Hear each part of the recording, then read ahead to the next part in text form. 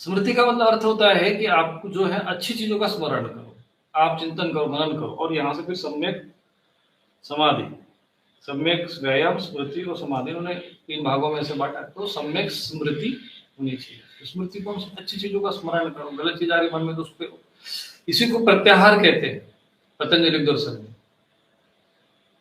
पतंजलि योग दर्शन में जैसे इसमें सम्यक व्यायाम आया है, अब वहां पर पतंजलि सूत्र में अष्टांग दर्शन में आसन आया है।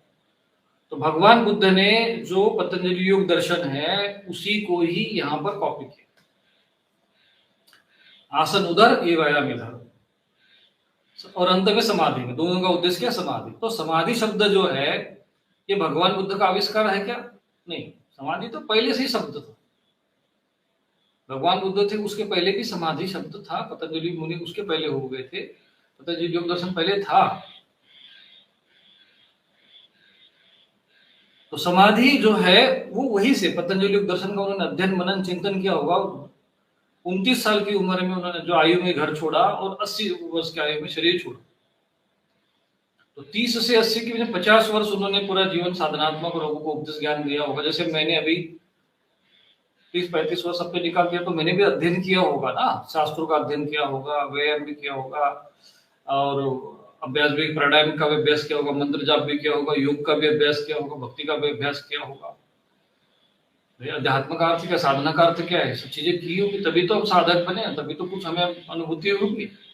अब हमें अनुभूति हो गई भाई, तो अब हम जितना अनुभूति, लेकिन जो ज्ञान, जो मार्ग है हमारा 30 वर्ष का जो मार्ग है, अभ्यास है, वो भी तो देखना पड़ेगा। भगवान बुद्ध कहीं गए होंगे, ऋषि मुनियों के पास गए होंगे कि बस वो 29 साल की उम्र में घर से निकले और एक पीपल के पेड़ के नीचे बैठ गए और 80 साल की वर्ष में चल भाई तुम्हें उपदेश, ऐसा हुआ क्या?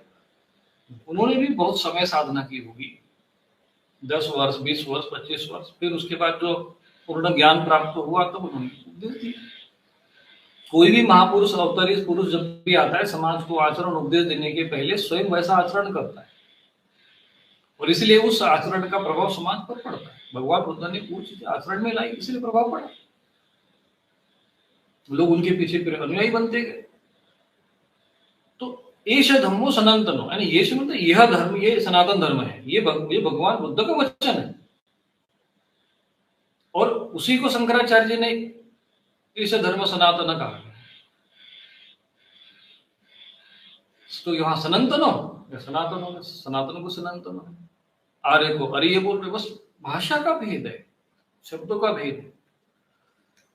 और मूर्ख जो सोचते कि नहीं वो सनातन धर्म का अलग है और भगवान बुद्ध का धर्म अलग है, तो ये सब चीजों में उलझना नहीं चाहिए, और हमें आर्य अष्टांगिक मार्ग का आसन। तो आज हमने आप लोगों को जो भगवान बुद्ध ने जो उपदेश दिया था वो आपको समझा दिया।